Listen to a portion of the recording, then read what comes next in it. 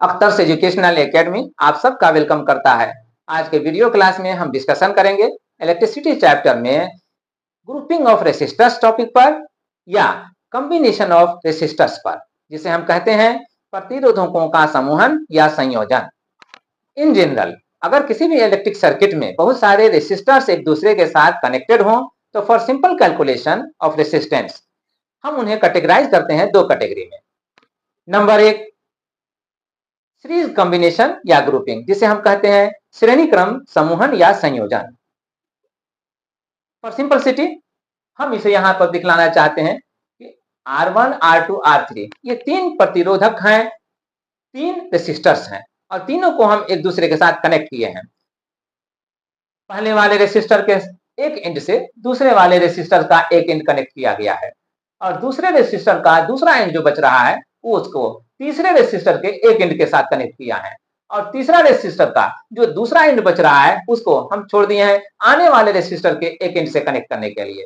तो इस तरह से अगर कनेक्ट किया जाएगा, ग्रुप किया जाएगा रेसिस्टर्स को, तो कहा जाएगा कि वो ग्रुपिंग जो बनेगा वो सीरीज ग्रुपिंग बनेगा, श्रेणी क्रम समूहन बनेगा, संयोजन बनेगा। तो सीरीज ग्रुपिंग यानी श्रेणी क्रम संयोजन हमने यहाँ पर देख लिया, इस डायग्राम से ऑब्वियस हो जाते हैं नंबर 2 ग्रुपिंग पर, जिसे हम कहते हैं पैरेलल ग्रुपिंग या पैरेलल कॉम्बिनेशन यानी कि समानांतर क्रम समूहन या संयोजन। इसमें भी फॉर सिंपलिसिटी तीन रेसिस्टर को हम यहाँ पर दिखला रहे हैं R1, R2, R3 के नाम से। इसमें तीनों का एक एंड एक साथ कनेक्टेड है, जो इस लाइन पर है दिखलाया जा रहा है, इस लाइन से ऑब्वियस है, और दूसरा एंड एक साथ इस लाइन पर दिखलाया जा रहा है कि कनेक्टेड है, इससे ऑब्वियस है। इस तरह से इस डायग्राम से ऑब्वियस हो गया कि पैरेलल ग्रुपिंग या पैरेलल कॉम्बिनेशन क्या होता है, समानांतर क्रम समूहन क्या होता है प्रतिरोधकों का। वन बाय वन हम दोनों पर डिस्कशन करेंगे, लेकिन इससे पहले हम यहाँ पर इक्विवेलेंट रेसिस्टर और उसके रेसिस्टेंस पर डिस्कस करेंगे। वैसे तो by name he equivalent resistor और इसका रेसिस्टेंस हमें ये आइडिया दे देता है कि ये एक ऐसा रेसिस्टर होगा जिसका रेसिस्टेंस बराबर होगा उस इलेक्ट्रिक सर्किट में बहुत सारे जो रेसिस्टर एक दूसरे के साथ कनेक्टेड हैं और हम उन्हें हटाना चाहते हैं और रिमूव करना चाहते हैं और उनके बदले में हम एक सिंगल रेसिस्टर को वहां पर इंसर्ट करना चाहते हैं ताकि वो सिंगल रेसिस्टर का रेसिस्टेंस इफेक्टिवली रेसिस्टिव इफेक्ट में उतना ही इफेक्ट पैदा कर सके जितना के वो सारे रेसिस्टर्स का रेसिस्टेंस मिलकर के कर रहे थे। एक्चुअली यही हम यहाँ पर डिफाइन करने वाले हैं। So let's define. तो ये है इक्विवेलेंट रेसिस्टर यानी समतुल्य प्रतिरोधक का डिफिनीशन, परिभाषा। क्या कहता है? A resistor which is used to replace a number of resistors in an electric circuit so that it produces the same resistance as all the resistors produce effective resistance. Effective resistance यानी किसी भी विद्युत परिपथ में समूहित सभी प्रतिरोधकों के प्रतिरोध के बराबर प्रतिरोध वाला प्रतिरोधक जो यूज किया जाएगा वही प्रतिरोधक कहलाएगा समतुल्य प्रतिरोधक यानी इक्विवेलेंट रेसिस्टर, और इसका जो रेसिस्टेंस होगा, जो प्रतिरोध होगा, वही कहलाएगा समतुल्य प्रतिरोध, इक्विवेलेंट रेसिस्टेंस। और हम इसी के एक्सप्रेशन के लिए प्रोसीड करेंगे दोनों ग्रुपिंग में, दोनों कॉम्बिनेशन में। So let's start from the first यानी कि सीरीज ग्रुपिंग से हम स्टार्ट करते हैं। अब इस डायग्राम के हेल्प से हम अपने पर्पस को अचीव करेंगे। पहला combination series combination, series grouping को हमने लिया है। फॉर सिंपलिसिटी थ्री रेसिस्टर्स को हमने यहाँ पर रखा है।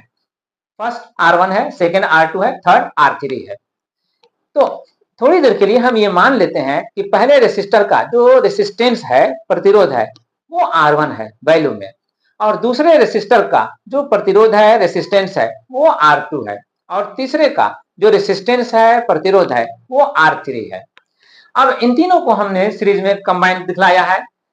तो इस कॉम्बिनेशन का दो एंड हुआ, एक लेफ्ट एंड यहाँ पर और एक राइट एंड यहाँ पर। तो इसको भी आप पॉइंट में यहाँ पर दे दीजिए और इसको भी यहाँ पर एक पॉइंट दे दीजिए। इसी पॉइंट को, दोनों एंड को कनेक्ट करेंगे एक सोर्स से जो इलेक्ट्रिक करंट को सप्लाई करने वाला होगा, और ये इलेक्ट्रिक करंट को सप्लाई करने वाला जो सोर्स है, जिसका पीडी हम दिखला रहे हैं V यानी विभवांतर V पर ये आरोपित किया गया है। ये दोनों एंड जो कॉम्बिनेशन का एंड है, राइट एंड और लेफ्ट एंड दोनों एंड इस विभवांतर इस पोटेंशियल डिफरेंस से कनेक्ट किया गया है।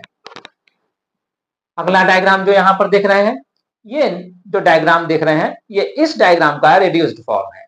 अब इसमें हम यहाँ पर देख रहे हैं कि जो पहले वाले डायग्राम में 3 रेसिस्टर्स थे, अब उनको रिमूव कर दिया गया है और बदले में एक सिंगल रेसिस्टर लाया गया है। ये सिंगल रेसिस्टर जिसको हम आर से इंडिकेट कर रहे हैं। थोड़ी देर के लिए हम ये मान लेते हैं कि यही इस सिंगल रेसिस्टर का रेसिस्टेंस है। क्लियर? तो अब हमें ये फाइंड आउट करना है कि इस आर का रिलेशन इस R1, R2, R3 के साथ किस तरह होता है। जो रिलेशन आएगा वही कहलाएगा expression for the equivalent resistance, यानी समतुल्य प्रतिरोध के लिए व्यंजक। तो अब हमें इसे फाइंड आउट करना है और इसके लिए यही जो सोर्स यहाँ पर मैंने इस कॉम्बिनेशन के दोनों एंड को दिया था, वही सोर्स वंस अगेन यहाँ पर हम यहाँ दे रहे हैं इस सिंगल रेसिस्टेंस के दोनों एंड पर, यानी इस एंड पर और इस एंड पर। यहाँ पर आप दिखला दीजिए इस पॉइंट से एंड और यहाँ पर इस पॉइंट से एंड, ये दिखला दिया। तो इस सोर्स का एक टर्मिनल यहाँ पर लाके कनेक्ट कर दिया गया और इस सोर्स का दूसरा टर्मिनल यहाँ पर कनेक्ट कर दिया गया। क्लियरली यहाँ पर जो बिगर लाइन देख रहे हैं सोर्स में ये पॉजिटिव है और जो स्मॉलर देख रहे हैं वो निगेटिव है। तो यहाँ भी वही था, यहाँ भी वही है। अब हम प्रोसीड करते हैं। प्रोसीड करने के लिए हमारे पास ऑप्शन है किरचॉफ्स लॉ का रूल, चाहे वो पॉइंट रूल हो चाहे वो लूप रूल हो। यहाँ पर हम लूप रूल को यूज करेंगे। लूप रूल में हम यहाँ क्या देख रहे हैं कि जो ये सोर्स सप्लाई कर रहा है करंट आई, वो करंट आई इस रेसिस्टर्स R1, R2, R3 तीनों से होकर के पास कर रहा है। तो जब R1 से होकर पास करेगा तो इस रेसिस्टर का जो भी रेसिस्टेंस है, हम यहाँ पर R1 ले रहे हैं, R1 ही ले रहे हैं, तो इसके अक्रॉस में एक पोटेंशियल डिफरेंस बनाएगा बाय ओम्स लॉ। और उसी तरह से जब वही करंट इस दूसरे रेसिस्टर से होकर पास करेगा तो वो करंट फिर इस रेसिस्टर के अक्रॉस में भी, इस तरफ से उस तरफ में भी एक पोटेंशियल डिफरेंस बनाएगा। और वही करंट जब इस थर्ड रेसिस्टर के पार जाएगा तो यहां से लेकर यहां पर फिर एक पोटेंशियल डिफरेंस बनाएगा। हम उन तीनों पोटेंशियल डिफरेंस को जो इन रेसिस्टर्स के अक्रॉस में डेवलप हो रहे हैं हम फाइंड आउट करेंगे बाय लूप रूल, यानी कि किरचॉफ्स लॉ का जो लूप रूल है उसको हम यहाँ पर यूज कर रहे हैं। ये सोर्स जो हमने यहाँ पर कनेक्ट किया है इस कॉम्बिनेशन के एंड पर, तो ये सोर्स करंट आई को सप्लाई कर रहा है। अब ये करंट आई जब इस फर्स्ट रेसिस्टर के पार जाएगा तो इसके रेसिस्टेंस के अकॉर्डिंग यहां से यहां तक एक पोटेंशियल डिफरेंस बनाएगा। उस पोटेंशियल डिफरेंस को हम by Ohm's law find out करते हैं करंट को रेसिस्टेंस से मल्टीप्लाई करके। तो यहाँ पर आई जो करंट है वो इस रेसिस्टेंस R1 से मल्टीप्लाई किया जा रहा है और आई R1 अब एक पोटेंशियल डिफरेंस हो गया। तो ये आई R1 एक पोटेंशियल डिफरेंस हुआ। मान लीजिए थोड़ी देर के लिए ये V1 है। उसी तरह से जब वही करंट यहां से आकर के अब इस रेसिस्टर को पास करेगा, इस रेसिस्टर को पार करने पर इसका जो रेसिस्टेंस है उससे करंट को मल्टीप्लाई करेंगे तो इसके अक्रॉस का पोटेंशियल डिफरेंस जो डेवलप होगा वो मिलेगा। यहाँ पर हमने किया IR2। अब ये IR2 करने पर जो मिल रहा है इसका प्रोडक्ट, मान लीजिए थोड़ी देर के लिए वो V2 है। अब वही करंट जब इस थर्ड रेसिस्टर को पार करेगा तो इसका रेसिस्टेंस जो है वो भी एक पोटेंशियल डिफरेंस बनाएगा इसके एंड पर। तो वो पोटेंशियल डिफरेंस जो बनेगा वो भी बाय ओम्स लॉ करंट को रेसिस्टेंस से मल्टीप्लाई करने पर ही मिलेगा। यहाँ पर मल्टीप्लाई किया जा रहा है IR3, जो इसका प्रोडक्ट आ रहा है मान लीजिए थोड़ी देर के लिए V3 आ रहा है। तो ये V3 यहाँ से यहाँ तक का पोटेंशियल डिफरेंस हो गया। अब बाय लूप रूल हम जानते हैं कि किसी भी क्लोज इलेक्ट्रिक सर्किट में जो टोटल पोटेंशियल डिफरेंस होता है वो उस सर्किट में जो सोर्स लगा हुआ है उसके EMF के बराबर होता है। तो अब हम यहाँ पर जो पोटेंशियल डिफरेंस बन रहा है V1, V2, V3 इन तीनों को हम ऐड करेंगे। ऐड करने पर हमें मिलेगा, तो ये हुआ तीनों पोटेंशियल डिफरेंस का सम IR1 plus IR2 plus IR3 LHS में हो रहा है। RHS में इनके वैल्यूज जो दिए जा रहे हैं V1 plus V2 plus V3 से दिए जा रहे हैं। अब ये V1 plus V2 plus V3 जो आ रहा है टोटल पोटेंशियल डिफरेंस आ रहा है। इस डायग्राम के हेल्प से हम कह सकते हैं कि जो पोटेंशियल डिफरेंस आ रहा है टोटल, तो वो टोटल पोटेंशियल डिफरेंस इस कॉम्बिनेशन का जो एंड पॉइंट है लेफ्ट एंड और राइट एंड इसके अक्रॉस में आ रहा है। बट ये दोनों एंड के अक्रॉस में जो पोटेंशियल डिफरेंस अप्लाई किया गया है वो तो V है। इसका मतलब ये हुआ कि इन तीनों का सम भी V होगा। तो इसलिए अब हम इन तीनों को रिप्लेस कर सकते हैं V से। देयरफॉर नेक्स्ट स्टेप में हम क्या करते हैं, आई जो हम यहाँ एलएचएस में देख रहे हैं कि तीनों में कॉमन है, तीनों टर्म में कॉमन है, उसे हम कॉमन ले लेते हैं।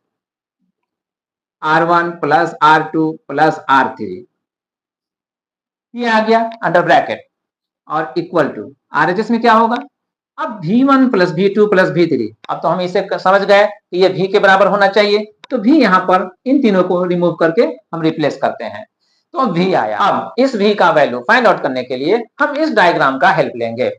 ये डायग्राम एक्चुअली इस डायग्राम का रिड्यूस्ड फॉर्म है। अब इसमें क्या किया जा रहा है, इसमें किया ये जा रहा है कि जो इन तीनों के बदले में एक सिंगल रेसिस्टर होगा इक्विवेलेंट के नाम से, उसको हम यहाँ पर दिखला रहे हैं R के नाम से, और यही R उसका रेसिस्टेंस है, इक्विवेलेंट रेसिस्टेंस इसी R से हम ले रहे हैं। तो ये इक्विवेलेंट रेसिस्टेंस है। जब हम इस रेसिस्टेंस के एंड पॉइंट पर, जो एक एंड पॉइंट यहाँ है और एक एंड पॉइंट यहाँ है, तो LHS और RHS यानी कि लेफ्ट एंड और राइट एंड, तो लेफ्ट एंड और राइट एंड पर हम इसी सोर्स के दोनों टर्मिनल को वंस अगेन कनेक्ट करेंगे। जब सोर्स वही है तो वो सोर्स यहाँ पर आई करंट सप्लाई कर रहा था, तो वही सोर्स यहाँ पर भी आई करंट सप्लाई करेगा। तो ये करंट जो आई अब इस रेसिस्टेंस से होकर के पास करेगा, तो ये भी एक अपना पोटेंशियल डिफरेंस को बनाएगा बाय ओम्स लॉ। वो पोटेंशियल डिफरेंस इस आई और इस आर का प्रोडक्ट होगा। तो अब हम यहाँ पर इस V को रिप्लेस कर सकते हैं I इंटू आर से। यहाँ पर इस R को हम कह देंगे इक्विवेलेंट रेसिस्टेंस यानी समतुल्य प्रतिरोध, समतुल्य प्रतिरोध। अब यहाँ पर क्या मिला हमें, अब जो रिजल्ट आ रहा है, अब उस रिजल्ट को देख करके ये ऑब्वियस है, ये I और ये I from both side cancel हो सकता है, कैंसिल कर दिया गया। तो अब क्या मिलेगा, अब जो मिलेगा वो R1 plus R2 plus R3 equal to ये R का मिलेगा। यही relation series combination, series grouping के लिए इक्विवेलेंट रेसिस्टेंस को पाने का रिलेशन है। तो यही रिलेशन अब एक्सप्रेशन हो गया इक्विवेलेंट रेसिस्टेंस को फाइंड आउट करने के लिए सीरीज ग्रुपिंग में। यस, तो इसे हम याद रखेंगे। अब इसके बाद हम आते हैं पैरेलल ग्रुपिंग में, यानी कि समानांतर क्रम समूहन में। ये डायग्राम इस डायग्राम का रिड्यूस्ड फॉर्म है। इसको भी हम उसी तरह से अंडरस्टैंड करेंगे जैसे हमने सीरीज कॉम्बिनेशन, सीरीज ग्रुपिंग में अंडरस्टैंड किया था। फॉर सिंपलिसिटी यहाँ पर 3 रेसिस्टर्स को लिया गया है, R1, R2, R3, और थोड़ी देर के लिए हम मान लेंगे R1 पहले रेसिस्टर का रेसिस्टेंस है, R2 दूसरे रेसिस्टर का रेसिस्टेंस है और R3 तीसरे रेसिस्टर का रेसिस्टेंस है। और इनका जो कॉम्बिनेशन बन रहा है, ग्रुपिंग बन रहा है, तो इनका तीनों का एक एंड इस पॉइंट पर आकर के कनेक्ट हो रहा है और एक एंड इस पॉइंट पर आके कनेक्ट हो रहा है। ये जो लाइन है यहाँ पर देख रहे हैं लेफ्ट साइड में और राइट साइड में, ये लाइन भले लग रहा हो या दिखला रहा हो कि ये जहां पर ये रेसिस्टेंस आकर के यहाँ मिल रहा है वो तीनों डिफरेंट है, बट है नहीं। और इलेक्ट्रिक करंट ये तीनों सेम है, क्लियर। तो वैसे ही ये तीनों भी सेम है। अब इनका जो कॉम्बिनेशन है, उनका एक एंड ये लेफ्ट साइड रहा और दूसरा एंड राइट साइड रहा, तो ये लेफ्ट एंड पर इस सोर्स का पीडी जो भी पोटेंशियल डिफरेंस को अप्लाई कर रहा है उसको कनेक्ट किया गया है पॉजिटिव टर्मिनल दे करके, और दूसरे एंड राइट एंड को उसी सोर्स का नेगेटिव टर्मिनल को ला करके कनेक्ट किया गया है। मान लीजिए फॉर सिंपलिसिटी यहाँ पर माइनस का और यहाँ पर प्लस का साइन दे देते हैं। तो ये जो पॉजिटिव टर्मिनल है वो करंट को सप्लाई करेगा। मान लीजिए करंट आई सप्लाई कर रहा है, तो करंट आई अगर सप्लाई कर रहा है तो ये करंट जैसे ही इस पॉइंट पर आएगा, किरचॉफ का जो जंक्शन रूल है, पॉइंट रूल, उसके अकॉर्डिंग यहाँ पर इसका डिवीजन हो जाएगा, इस करंट का डिवीजन हो जाएगा। क्योंकि 3 रेसिस्टेंस है R1, R2, R3, तो इस करंट को जाने का 3 ऑप्शन मिल रहा है। 3 ऑप्शन में हमने ऑप्शन नंबर 1 में जाने दिया करंट I1 का वैल्यू, और ऑप्शन नंबर 2 यानी कि रेसिस्टर 2 में जाने दिया या जाने दे रहे हैं करंट I2 के वैल्यू को, और ऑप्शन नंबर 3 यानी कि रेसिस्टर 3 की तरफ जाने दिया है या जाने दे रहे हैं हम करंट I3 के वैल्यू को।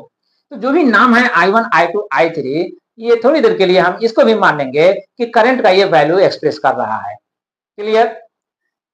अब यहाँ पर जो जा रहा है करंट इस रेसिस्टर के अक्रॉस में एक पोटेंशियल डिफरेंस अप्लाई करेगा R1 के अक्रॉस में, तो उसी तरह से ये R2 के अक्रॉस में पोटेंशियल डिफरेंस अप्लाई करेगा, और ये भी जो पोटेंशियल डिफरेंस अप्लाई करेगा वो एक पोटेंशियल डिफरेंस होगा जो R3 के अक्रॉस में होगा। ये तो क्लियर हो गया। अब ये क्लियरेंस के बाद अब हम यहाँ पर देखते हैं कि जो करंट यहाँ पर डिवाइड हुआ था I1, I2, I3 में, वही करंट रेसिस्टर को पास करने के बाद फिर इस पॉइंट पर आकर के ज्वाइन कर रहा है, मिल रहा है। तो मिल रहा है तो यहाँ पर दोनों ज्वाइन हो जाएगा, तो वंस अगेन ये I बन करके रिटर्न होगा। तो यही I अब रिटर्न हो रहा है सोर्स की तरफ। अब यहाँ पर आने के बाद फिर वो बाई EMF यहाँ से आएगा यहाँ पर, और फिर उसके बाद सर्कुलेशन कंटिन्यू रखेगा जैसे कि फर्स्ट राउंड में हुआ था। हमें अब इससे क्या करना है? हमें इसे करना यह है कि इन तीनों रेसिस्टर को हम रिमूव करना चाहते हैं, और रिमूव करने के बाद जो ये तीनों इफेक्टिवली वैल्यू रेसिस्टेंस का प्रोवाइड कर रहे होंगे करंट को, उतना ही रेसिस्टेंस प्रोवाइड करने वाला एक सिंगल रेसिस्टर हम यूज करना चाहते हैं। मान लीजिए वो सिंगल रेसिस्टेंस R है, तो जो R नाम से हम दे रहे हैं इस रेसिस्टर का, वो इक्विवेलेंट रेसिस्टर हो गया। थोड़ी देर के लिए हम मान लेते हैं ये R उस इक्विवेलेंट रेसिस्टर का रेसिस्टेंस है, तो इक्विवेलेंट रेसिस्टेंस हो गया ये, यानी समतुल्य प्रतिरोध हो गया।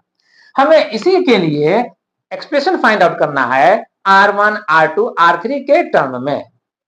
Clear? Let's proceed for this. ये एक रिलेशन है जो हम इस डायग्राम से ले रहे हैं।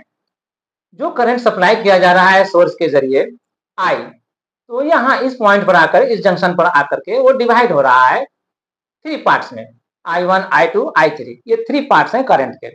तो इन तीनों डिवीजन का सम अगर करते हैं तो I1 plus I2 plus I3 I के इक्वल होना चाहिए। यही पॉइंट रूल है, यही हम यहाँ पर शो कर रहे हैं।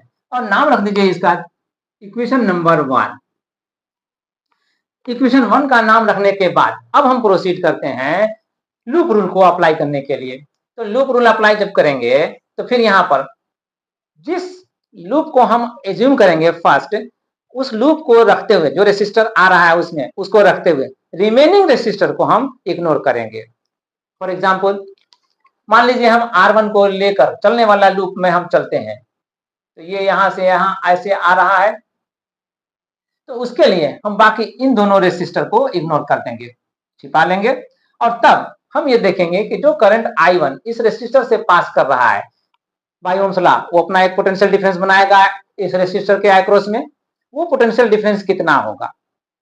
ठीक इसी तरह से जब इसका काम हम कर लेंगे तो फिर अब इसको हम छिपा लेंगे और इसको छिपा लेंगे, दोनों को छिपा लेंगे, और तब हम इस R2 रखने वाला लूप पर कंसीडर करेंगे जिसमें ये सोर्स आएगा।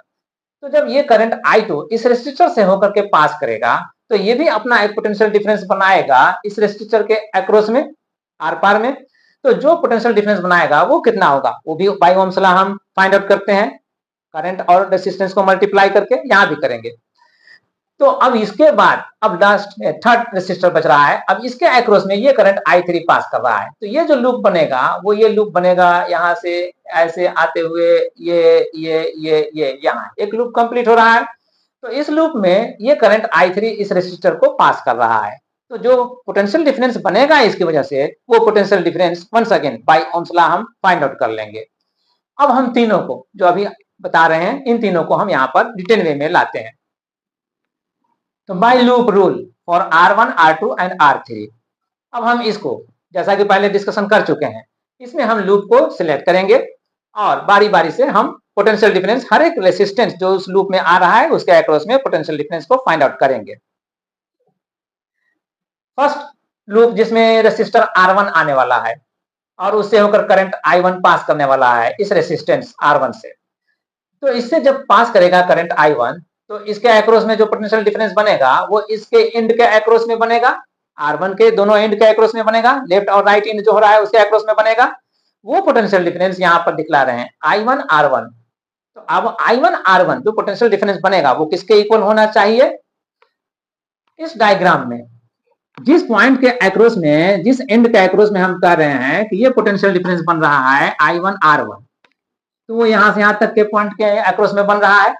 लेकिन ये पॉइंट और ये पॉइंट, यही पॉइंट तो है जिससे इस सोर्स को कनेक्ट किया गया है, जो पोटेंशियल डिफरेंस भी अप्लाई कर रहा है ना। ये पॉजिटिव टर्मिनल है, आकर के यहाँ पर कनेक्ट हो रहा है, ये निगेटिव टर्मिनल है, आकर के यहाँ पर कनेक्ट हो रहा है। बट इलेक्ट्रिक सर्किट में ये पॉइंट क्या, ये पॉइंट क्या, ये पॉइंट क्या, ये अगर तीनों एक लाइन से कनेक्टेड है, एक लाइन पर है, तो तीनों एक ही पॉइंट है।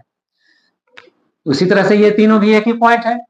तो जो पोटेंशियल डिफरेंस यहां पर आ रहा है और यहां पर आ रहा है, जो पोटेंशियल डिफरेंस डेवलप होने के लिए आ रहा है, वो पोटेंशियल डिफरेंस यहां और यहां के उसमें भी आ रहा है, यानी वहां भी हो रहा है। तो फिर ये जो I1 R1 हम कह रहे हैं, I1 R1 वो V ही होगा। तो हम यहाँ पर I1 R1 को V से एक्सप्रेस करेंगे। और इसी तरह से I2 R2 पर भी हम आर्गुमेंट करते हैं। जैसा कि पहले भी मैंने कहा था कि जिस रेसिस्टर को लेंगे लूप में, उस रेसिस्टर को रखते हुए बाकी रिमेनिंग रेसिस्टर को हम गायब कर देंगे, है ना, उसको छिपा लेंगे। तो इसको और इसको छिपाने के बाद सिर्फ हमें बचता है ये R2 रखने वाला जो लूप है सोर्स के साथ, वो लूप। तो उसमें भी हम देखने पर यही कहेंगे कि तो I2 R2 इक्वल होगा V के बराबर। और इसी तरह से I3 R3 थर्ड लूप की बात कर रहे हैं हम। तो थर्ड लूप में जो आ रहा है वो यहाँ पर आ रहा था, तो इसके अक्रॉस में जो पोटेंशियल डिफरेंस बन रहा है वो I3 R3 बन रहा है। और ये पोटेंशियल डिफरेंस भी इसी पोटेंशियल डिफरेंस जो सोर्स का है अप्लाई करने के लिए कनेक्टेड, उसके बराबर होना चाहिए। तो इसे भी हम यहाँ पर V के इक्वल कर रहे हैं। अब इन तीनों रिलेशन से I1 I2 I3 इन तीनों का हम वैल्यू निकालेंगे।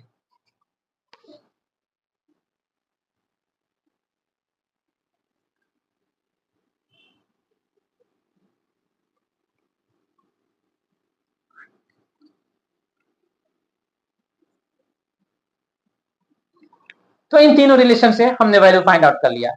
I1 R1 को राइट साइड लाए, V बाई R1 करके फाइंड आउट किया I1 को। I2 इसी तरह से V बाई R2 और I3 V बाई R3 से फाइंड आउट कर लिया गया। अब इक्वेशन 1 में हम I1 I2 I3 का वैल्यू को पुट अप करेंगे। क्या मिलेगा रिजल्ट, लेट्स सी।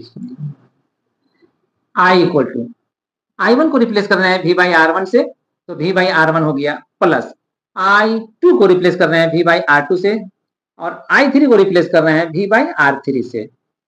अब इन तीनों वैल्यू को यहाँ पर सब्स्टिट्यूट कर दिए I1 I2 और I3 के लिए। तो तीनों का सम कितना हो गया, V by R1 plus V by R2 plus V by R3।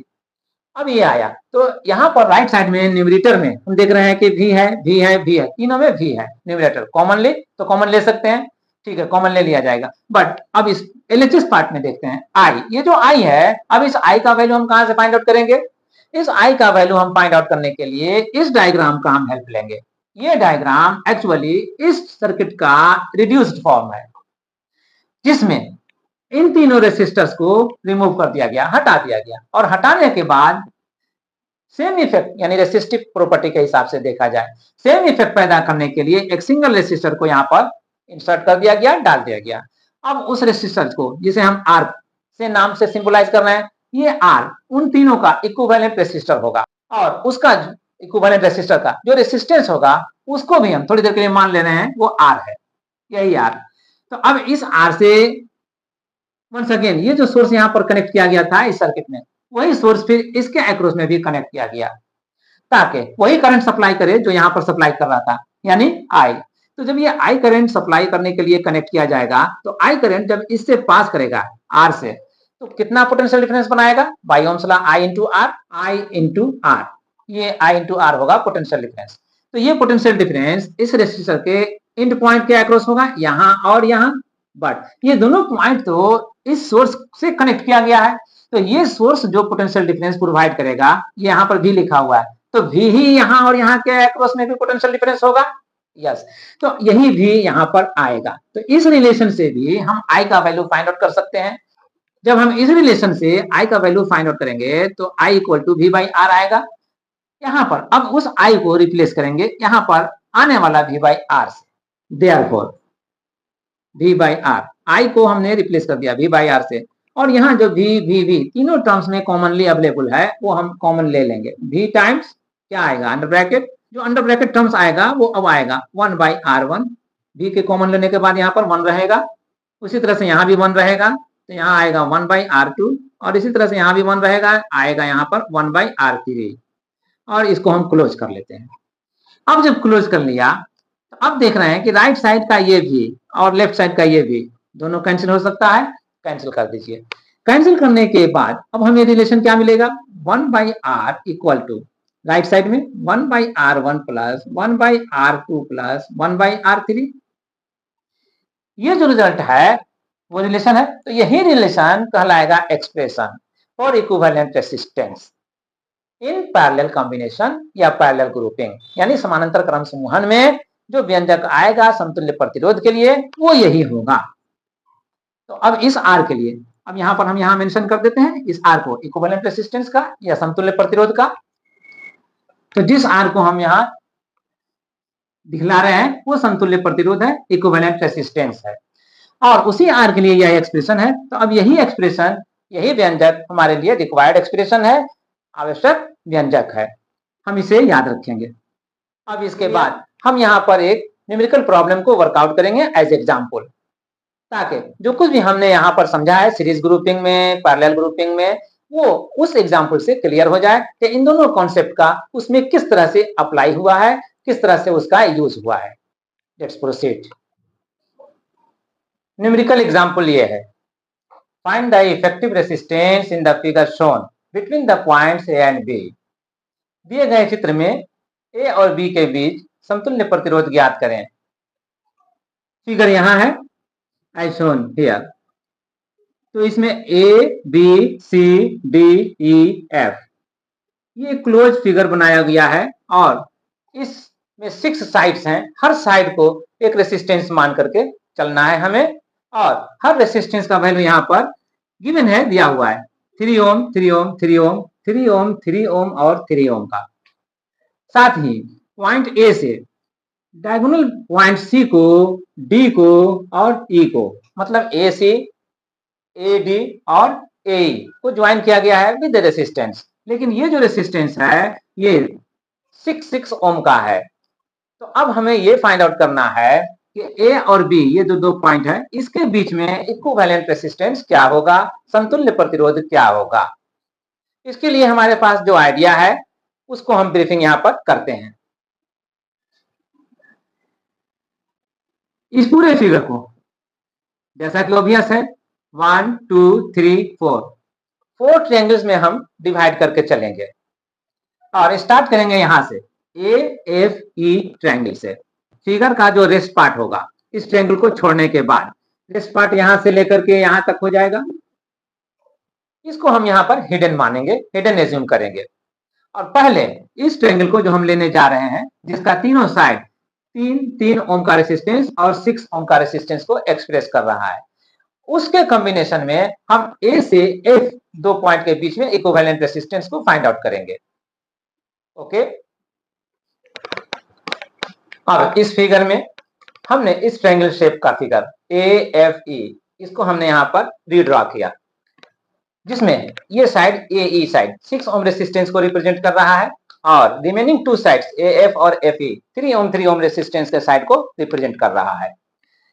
तो ए से एफ और एफ से ई ये दो रेसिस्टेंस हैं, और ये माने जाएंगे जैसा कि यहाँ पर दिख रहे हैं ए से एफ और एफ से ई, यहाँ पर ये दोनों रेसिस्टेंस एक दूसरे से कनेक्टेड हैं, तो ये सीरीज में होंगे। अब सीरीज में अगर होंगे तो इनका सीरीज कॉम्बिनेशन में रहने पर दोनों का इक्विवेलेंट रेसिस्टेंस क्या होगा ये हम फाइंड आउट कर सकते हैं बाय एडिंग देम डायरेक्टली। दोनों को एक साथ जोड़ने पर, सीधे एक साथ जोड़ने पर 3 ओम ये दोनों रेसिस्टेंस को जोड़ेंगे तो कितना हो जाएगा 3 + 3 6 ओम का एक रेसिस्टेंस आएगा, और वो 6 ओम का रेसिस्टेंस अब हम यहाँ पर इस फिगर में इसका रीड्राइंग किया गया है, यहाँ पर इस फिगर में शो कर रहे हैं। इस फिगर में ए से ई दो पॉइंट के बीच में एक रेसिस्टेंस जो देख रहे हैं 6 ओम का, ये तो ऑलरेडी यहाँ से यहाँ तक दिख रहा है वही है, और दूसरा जो 6 ओम का रेसिस्टेंस देख रहे हैं लेफ्ट साइड में, वो यहाँ पर मानकर चलिए कि वो ये साइड जो ए एफ और एफ ई साइड से रिप्रेजेंट हो रहा था 3 ओम रेसिस्टेंस का, उसका इक्विवेलेंट है ये 6 ओम।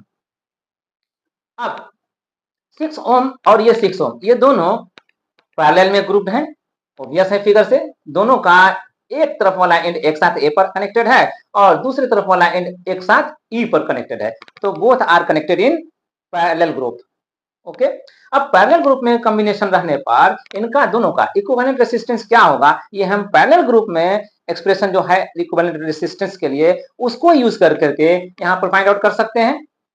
Let's do it. मान लीजिए कि इन दोनों का जो इक्विवेलेंट रेसिस्टेंस होगा वो R1 होगा, स्मॉल r1 से हम रिप्रेजेंट करेंगे, तो 1/R1 अगर हम करेंगे तो ये वैल्यू में इक्वल होगा इन दोनों रेसिस्टेंस के रेसिप्रोकल के सम के, व्युत्क्रम के योग के। तो इसे हम रिप्रेजेंट करेंगे 1/R1 का मतलब 1/6 प्लस 1/R2 का मतलब वंस अगेन 1/6। 1/6 प्लस 1/6 कितना हो जाएगा 2/6 और 2/6 का मतलब 2 3 जा 6 2 तिया 6। तो अब ये आया 1/R1 इक्वल टू 1/3। यहां पर अब लिख लीजिए 1/R1 इक्वल टू 1/3। अब इसे रेसिप्रोकल करने पर जो आएगा वो R1 का वैल्यू होगा। रेसिप्रोकल अगर लेफ्ट साइड कर रहे हैं तो रेसिप्रोकल राइट साइड भी करेंगे और राइट साइड करने पे 3 हो जाएगा। तो 1/R1 का रेसिप्रोकल R1 और 1/3 का रेसिप्रोकल 3। तो R1 का वैल्यू आया 3। यही 3 ओम का रेसिस्टेंस यहाँ ए से ई तक में एक सिंगल रेसिस्टेंस से शो किया जा रहा है। क्लियर? अब हम क्या करेंगे कि इस ए रेसिस्टेंस को जो 3 ओम का हो रहा है, इस ट्रायंगल शेप रेसिस्टेंस का जो ग्रुपिंग है इसको रिमूव करेंगे और उसकी जगह पर हम इस सिंगल रेसिस्टेंस को कनेक्ट करेंगे ए और ई के बीच में। क्लियर? Let's do it. अब वंस अगेन हमने रिड्राइंग किया, इस ट्रायंगल को हटा करके रिमूव करके इसके बदले में एक सिंगल रेसिस्टेंस जो वैल्यू आ रहा था 3 ओम का, उस 3 ओम के रेसिस्टेंस के लिए इस साइड को हमने ए से ई तक के लिए एक ज्वाइन किया और यहां पर शो किया ए से ई तक में 3 ओम का रेसिस्टेंस। इसके बाद ए से ई के बाद ई से डी तक जो हम देख रहे हैं ये ऑलरेडी पहले से था 3 ओम रेसिस्टेंस का साइड। तो अब ये 3 ओम रेसिस्टेंस और ये 3 ओम रेसिस्टेंस इस ट्रायंगल के लिए माने जाएंगे। ए से ई और ई से डी सीरीज कॉम्बिनेशन में ग्रुप्ड है। तो जैसे हमने इस ट्रायंगल में डिस्कस किया था ए से एफ और एफ से ई के लिए सीरीज कॉम्बिनेशन में और उसका इक्विवेलेंट रेसिस्टेंस लिया था 3 + 3 6 ओम, वैसे ही हम यहां भी करेंगे। 3 + 3 हमने यहां पर किया और 6 ओम रेसिस्टेंस लिया। अब वो 6 ओम रेसिस्टेंस के लिए हम इन दोनों साइड्स को जो अलग अलग हैं ए और ई डी हटा देंगे और हटाने के बाद डायरेक्टली एक सिंगल साइड को हम यहाँ पर एज्यूम करेंगे ए से डी तक। जो सिंगल होगा अब यहाँ पर कनेक्ट किया है मैंने वही चीज ए से डी के बीच में।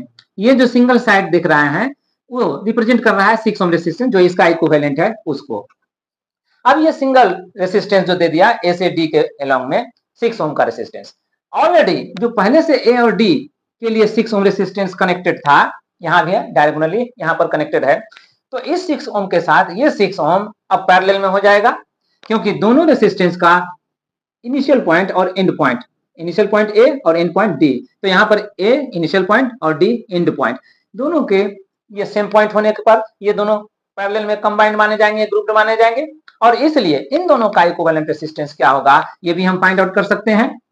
बट इन दोनों के इक्विवेलेंट रेसिस्टेंस को हम यहाँ पर अब step by step find out नहीं करेंगे, डायरेक्टली हम यहाँ पर कंक्लूड कर सकते हैं जैसा कि हमने इसके लिए किया था। कितना हो जाएगा 6 और 6 दो रेसिस्टेंस पैरेलल में है तो डायरेक्टली 3 ओम का रेसिस्टेंस हो जाएगा। तो अब यह 3 ओम का रेसिस्टेंस होगा ए और डी के बीच में एक सिंगल रेसिस्टेंस, वो यहाँ पर दिखला रहे हैं ए से डी तक का सिंगल रेसिस्टेंस दिखला रहे हैं 3 ओम का। अब इसके बाद क्या करेंगे, अब इसके बाद हम यहाँ पर रिकॉल करेंगे वंस अगेन जैसा कि हमने इस ट्रायंगल में ए एफ ई में जब इसका इक्विवेलेंट रेसिस्टेंस को फाइंड आउट किया और पाया 3 ओम, तो डायरेक्टली ए से ई के बीच में एक 3 ओम का रेसिस्टेंस कनेक्ट कर दिया। तो वैसे ही अब इस ट्रायंगल को भी हम रिमूव करेंगे क्योंकि ये triangle A F E already हम रिमूव कर चुके हैं और दूसरा ट्रायंगल ए ई डी भी रिमूव करने जा रहे हैं। तो इस तरह से अब दोनों ट्रायंगल रिमूव हो जाएगा। तो रिमूव होने के बाद अब ओनली हमें मिलेगा ए डी सी बी, ये जो फिगर बचेगा वही, जिसमें ए से डी के बीच में कौन सा रेसिस्टेंस रहेगा, ए से डी के बीच में ये रेसिस्टेंस रहेगा 3 ओम का। ओके, अब इसके लिए यहां पर इंसर्ट करने के लिए वंस अगेन हम अब रिमेनिंग फिगर के लिए फिगर ड्रॉ करेंगे। नाउ इस ट्रायंगल को रिमूव करने के बाद ए से डी तक में डायरेक्टली हमने एक 3 ओम रेसिस्टेंस को इंसर्ट कर दिया। अब इस डायग्राम को देखने के बाद ये डायग्राम एक्चुअली इस रिमेनिंग पोर्शन का जो A B C D figure में शोन है इसका ये एक्सप्रेस कर रहा है A B C D remaining portion का डायग्राम, और इसी में ये ए से डी तक ये जो हमने इंसर्ट किया है वो अभी अभी जो फाइंड आउट किया था इसके बदले में इक्विवेलेंट रेसिस्टेंस उसको रिप्रेजेंट कर रहा है 3 ओम। तो अब ए से डी 3 ओम और डी से सी 3 ओम। तो लाइक अर्लियर जैसा कि हमने इसमें और इसमें दोनों में देखा था, यहाँ भी हम कह सकते हैं कि ये 3 ओम और ये 3 ओम दोनों सीरीज में कॉम्बिनेशन है इस पॉइंट पर। अगर दोनों सीरीज में कंबाइन है इस पॉइंट पर तो इन दोनों को रिमूव करके हम एक सिंगल रेसिस्टेंस को प्रोवाइड कर सकते हैं और वो सिंगल रेसिस्टेंस होगा 3 + 3 6 ओम का। Let's do it. अब जो AED ट्रायंगल में इक्विवेलेंट रेसिस्टेंस आ रहा था 3 ओम का, इस ट्रायंगल को रिमूव करने के बाद डायरेक्टली ए से डी तक एक 3 ओम का रेसिस्टेंस को रिप्रेजेंट करने के लिए साइड एडी के अलोंग में हमने यहाँ पर इंसर्ट कर दिया 3 ओम का रेसिस्टेंस। अब ये ADC ट्रायंगल में हम चलेंगे और अब इसको और इसको रिमूव करके हम सोचेंगे ADC इस ट्रायंगल के लिए। तो अब इस ट्रायंगल में 3 ओम ये रेसिस्टेंस है और 3 ओम ये रेसिस्टेंस है। डीसी के अलोंग यहाँ भी ऑलरेडी था ही, डीसी के अलोंग 3 ओम का रेसिस्टेंस यहाँ भी है। ये 3 ओम और 3 ओम, अब लाइक अर्लियर इन दोनों फिगर में जैसे हमने डिस्कस किया था, ये जो साइड्स हैं रेसिस्टेंस को रिप्रेजेंट करते हुए 3 ओम, ये डी पॉइंट पर सीरीज में ग्रुप दिख रहे हैं। तो क्लियरली हम इनका इक्विवेलेंट रेसिस्टेंस सीरीज ग्रुपिंग के मेथड से फाइंड आउट कर लेंगे 3 + 3 6 ओम करके। अब इन दोनों रेसिस्टेंस को रिमूव करेंगे और डायरेक्टली एक सिंगल 6 ओम रेसिस्टेंस को हम यहाँ पर ए और सी के बीच में इंसर्ट करेंगे। अब ऑलरेडी ए और सी के बीच में 6 ओम का रेसिस्टेंस तो है यहाँ पर, तो हम इसके पैरेलल में यहाँ पर इंसर्ट कर दिए। ये 6 ओम रेसिस्टेंस इन दोनों के बदले का है और ये 6 ओम रेसिस्टेंस ये जो ऑलरेडी दिख रहे हैं वो है। तो अब 6 ओम और 6 ओम ये दो रेसिस्टेंस हैं और ये दोनों पैरेलल में ग्रुप्ड हैं, वो भी ऐसा ही है। अब इनका इक्विवेलेंट रेसिस्टेंस क्या होगा ये फाइंड आउट करने के लिए हमें कैलकुलेशन करने की जरूरत नहीं है। अगर चाहे तो कर सकते हैं लेकिन यहाँ पर नहीं है, क्योंकि ऑलरेडी हमने इन दोनों फिगर्स में यही काम कर रखा है। तो अब इन दोनों का इक्विवेलेंट रेसिस्टेंस क्या होगा, इसके लिए हम जैसे कि इन दोनों फिगर के केस में फाइंड आउट किए थे और 3 ओम पाए थे, यहाँ भी 3 ओम होगा। तो अब 3 ओम का रेसिस्टेंस इन दोनों के बदले में हम यहाँ पर ले लिए ए से सी तक डायरेक्टली एक 3 ओम का रेसिस्टेंस इंसर्ट कर दिया। तो अब ये फिगर रिमूव हो जाएगा और ये फिगर आ जाएगा ए से सी ओनली। अब ए से सी अब इस डायग्राम में आएंगे लेकर के, तो ए से सी अब ये सब फिगर को हटा दें और बदले में एक सिंगल ए से सी तक का 3 ओम रेसिस्टेंस को हम इंसर्ट करने वाला साइड लगा दें। तो अब उसके साथ जो ट्रायंगल बनेगा ए बी सी, इस ट्रायंगल में साइड्स जो होंगे वो 3 ओम रेसिस्टेंस यहाँ हो जाएंगे, 3 ओम रेसिस्टेंस यहाँ है और 3 ओम रेसिस्टेंस यहाँ भी है ऑलरेडी। लेकिन हमें इक्विवेलेंट रेसिस्टेंस किन दो पॉइंट्स के अक्रॉस में फाइंड आउट करना है। अकॉर्डिंग टू क्वेश्चन ये दोनों पॉइंट हैं ए और बी, तो ए और बी यहाँ से यहाँ लेंगे। तो अब ए और बी यहाँ से यहाँ लेंगे, तो अब यहाँ पर देखते हैं कि जब इस साइड को इस हटा करके इस फिगर को भी रिमूव करके जब इस साइड को हम यहाँ पर इंसर्ट करेंगे, तो अब AC और CD ये जो दो रेसिस्टेंस एक्सप्रेस हो रहे हैं दोनों साइड से, वो सीरीज में ग्रुप कंसीडर किए जाएंगे और इसलिए उनका इक्विवेलेंट रेसिस्टेंस क्या होगा। तो सीरीज कॉम्बिनेशन में जो इक्विवेलेंट रेसिस्टेंस फाइंड आउट करने के लिए हम अब तक यूज करते चले आए हैं direct formula R1 + R2 = R से, तो यहाँ पर 3 + 3 6 ओम कर लेंगे। यस, तो अब ए से सी और सी से बी जो दो रेसिस्टेंस यहाँ पर देख रहे हैं, देखेंगे इसको भी रिमूव करेंगे और रिमूव करने के बदले में हम एक सिंगल रेसिस्टेंस को इंसर्ट करेंगे ए और बी के बीच में। वो कितने वैल्यू का होगा, वो वैल्यू हम क्लियर दिखा सकते हैं। जब ए से सी के बीच में इसको इंसर्ट करेंगे तो 3 ओम और ये 3 ओम है ही है, तो 3 + 3 रेसिस्टेंस कितना हो जाएगा 6 ओम रेसिस्टेंस हो जाएगा। तो अब इसके लिए हम वंस अगेन रीड्रा करते हैं ट्रायंगल एबीसी को।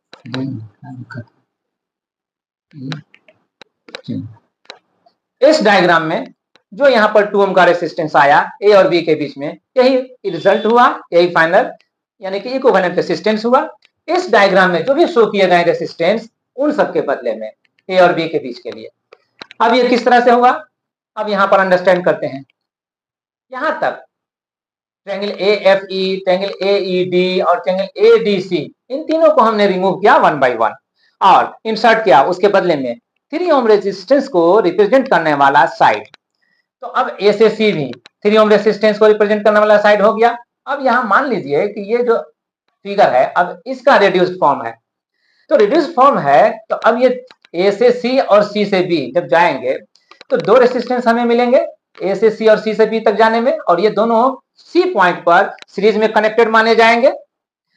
अब उस सी पॉइंट पर सीरीज में कनेक्टेड माने जाएंगे, इसलिए इन दोनों का इक्विवेलेंट रेसिस्टेंस कितना हो जाएगा। तो सीरीज कॉम्बिनेशन में जो इक्विवेलेंट रेसिस्टेंस के लिए हमारे पास एक्सप्रेशन है R = R1 + R2 + R3 and so on, उसमें हम R1 और R2 को यूज करेंगे। तो R1 और R2 3 ओम और 3 ओम का दोनों का ही इक्विवेलेंट रेसिस्टेंस कितना हो जाएगा, 3 + 3 6 ओम का रेसिस्टेंस हो जाएगा। और 6 ओम के रेसिस्टेंस को अब इन दोनों साइड्स को रिमूव करके एक सिंगल साइड हम यहाँ पर इंसर्ट करेंगे जो 6 ओम रेसिस्टेंस को रिप्रेजेंट करेगा। ऑलरेडी जो 3 ओम रेसिस्टेंस ए और बी के बीच में यहाँ पर है वो यहाँ पर एग्जिस्ट कर रहा है नीचे में 3 ओम रेसिस्टेंस। एक रेसिस्टेंस नीचे में देख रहे हैं 3 ओम और एक रेसिस्टेंस ऊपर में देख रहे हैं 6 ohm. Obviously both are connected in parallel क्योंकि दोनों का एंड पॉइंट ए और बी सेम टू सेम है एक साइड के लिए। तो अब इसलिए इनका इक्विवेलेंट रेसिस्टेंस क्या होगा, तो पैरेलल कॉम्बिनेशन में जो इक्विवेलेंट रेसिस्टेंस के लिए एक्सप्रेशन है once again we can use this, या फिर directly we can write the result obtained. अगर डायरेक्टली रिजल्ट ऑब्टेन्ड को लिखना हो तो यहां पर मैंने मेंशन कर दिया है 2 ओम का, और अगर कैलकुलेट करना है तो चूंकि अब लास्ट है ये इसलिए यहां पर कैलकुलेट किया जा सकता है। अगर हमने फाइनल एक कैलकुलेशन किया है जस्ट ओनली फॉर सेटिस्फैक्शन, तो इसके लिए R1 और R2 ये ज्यूम करने पर इनका इक्विवेलेंट रेसिस्टेंस R यहां ज्यूम कर रहे हैं ये स्मॉल r। तो अब ये R अगर आ रहा है तो 1/R = 1/6 + 1/3, और 1/6 + 1/3 को सिंप्लीफाई करने पर हम पाते हैं एलसीएम लेते हुए 6 और 6 1 जा 6 और 3 2 जा 6, 1 + 2 न्यूमरेटर में 1 + 2 तो ये 3/6 हो जाएगा। अब 3/6 क्या होगा, 3 2 जा 6 2 टाइम्स में कैंसिल हो रहा है तो फाइनली यहाँ पर 1/2 मिलेगा। अब 1/2 1/R का वैल्यू हुआ तो R का वैल्यू क्या होगा, ऑब्वियसली 2। तो यहाँ पर 2 यही आया है इक्विवेलेंट रेसिस्टेंस के नाम पर और यही हमारा फाइनल रिजल्ट होगा। तो इसलिए R = जो फाइनल यानी कि इक्विवेलेंट रेसिस्टेंस है बिटवीन ए एंड बी वो है 2 ओम। आंसर। इस रिजल्ट को पाने के साथ ये जो न्यूमेरिकल प्रॉब्लम हमने लिया था एज एग्जांपल वो कंक्लूड होता है। इस प्रॉब्लम को वर्कआउट करने में जो भी स्टेप्स इन्वॉल्व थे, और स्टेप्स ही क्या थे, पैरेलल कॉम्बिनेशन और सीरीज कॉम्बिनेशन कहाँ है इसको एग्जामिन करने के लिए ही, इसको आइडेंटिफाई करने के लिए ही थे। हमने आइडेंटिफाई किया, उम्मीद है आपने भी इस स्टेप को पहचान लिया होगा, आइडेंटिफाई कर लेंगे अगर इस तरह का प्रॉब्लम कहीं पर आता है तो। अब इससे पहले कि आज का वीडियो क्लास ओवर किया जाए यहाँ पर मैं एक बात कहना चाहूंगा, ये जो न्यूमेरिकल प्रॉब्लम लिया गया था एज एग्जांपल वो जस्ट आपको आपके अंदर कॉन्फिडेंस लेवल को इंप्रूव करने के लिए लिया गया था कि ऐसे ही जब भी आप कोई प्रॉब्लम को वर्कआउट करने चलें तो उसमें आप आइडेंटिफाई कर सकें, पहचान सकें कि उस ग्रुप ऑफ रेसिस्टर्स में कहां पर सीरीज कॉम्बिनेशन है, सीरीज ग्रुपिंग है, और कहां पर पैरेलल कॉम्बिनेशन है, पैरेलल ग्रुपिंग है। और इस तरह से पहचान करके उनका इक्विवेलेंट रेसिस्टेंस क्या होगा हम उसको फाइंड आउट करें, और फाइंड आउट करने के बाद 2 पॉइंट्स के बीच में हम उन्हें इंसर्ट करें और फाइनली रिजल्ट को हम ऑब्टेन करें पाए। अब इसमें मैं कहां तक सक्सेस हुआ हूं और कहां पर फेलियर रहा हूं इसका असेसमेंट करने के लिए आप 4-5 प्रॉब्लम्स को सेल्फ ट्राई कीजिए, अटेम्प्ट कीजिए। उसमें से अगर 3-4 प्रॉब्लम भी अगर हो जाता है, 2-3 प्रॉब्लम भी मैं कहूंगा 2 प्रॉब्लम भी अगर हो जाता है, वर्कआउट हो जाता है सक्सेसफुली, तो मैं ये समझूंगा आप भी समझेंगे अपना असेसमेंट करने के लिए कि आपने कुछ तो सीख ही लिया है। और अगर कहीं पर ट्रबल होता है, आपने एक भी प्रॉब्लम वर्कआउट नहीं किया या नहीं कर सके, तो फिर उसमें जो भी ट्रबल होता है उस ट्रबल को कमेंट बॉक्स में कमेंट के जरिए आप मुझे फीडबैक दें। उस प्रॉब्लम के साथ बेस्ट रहेगा अगर आप देते हैं तो फीडबैक दें। मैं अगले वीडियो में किसी वीडियो में उस प्रॉब्लम को वर्कआउट करके दिखलाऊंगा और उससे आप अपने जो स्टेप्स आप लूज कर रहे होंगे उस स्टेप्स को आप हासिल कर लेंगे, उस स्टेप्स को आप पहचान लेंगे। इस तरह से आपके अंदर ये एबिलिटी पैदा हो जाएगी कि किसी भी ग्रुप में, रेसिस्टर्स के ग्रुप में किस तरह से हम इक्विवेलेंट रेसिस्टेंस को फाइंड आउट कर सकते हैं। ओके, अगर ये वीडियो आपके लिए यूजफुल है तो फिर मैं कहूंगा कि इस वीडियो को अपने फ्रेंड्स के बीच में भी शेयर कीजिए ताकि वो भी इस वीडियो को देखें और अपनी एबिलिटी को एनहेंस करें। ओके, तो मिलते हैं फिर किसी वीडियो में फिर किसी टॉपिक पर डिस्कशन करते हुए। Thank you.